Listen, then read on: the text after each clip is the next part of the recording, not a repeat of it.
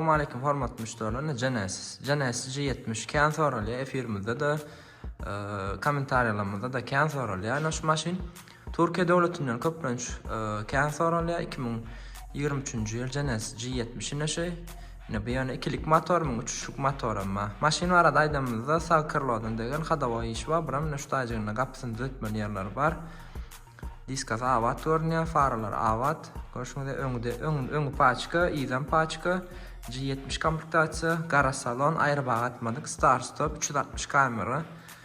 Airbaglar yer ver dostlar. Mili 94 mil geçen mümkün nesip bolsa amatlıca alır. Ulamız ya ve yukarı mili maşinler köplenç ardan rakit ya. Bişni bular ya 23 model olsa 50-60 mil olmalı. İkilik turbo motor ya bulan uçuşluk motor ama gerektiyseniz uçuşluk motorunu hem tap veririz. Yani şu yıl amatlıca olan için yağda arası olan için şunu var kodörliydik.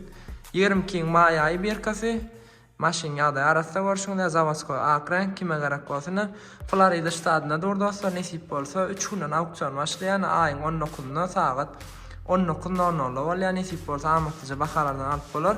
Naçarını bakarken ilk şu baka koyulmandır nesip olsa Türkmen Avto'yla haberleşip gelseniz genişleyin malumatları düşündürürüz köp sağ olun.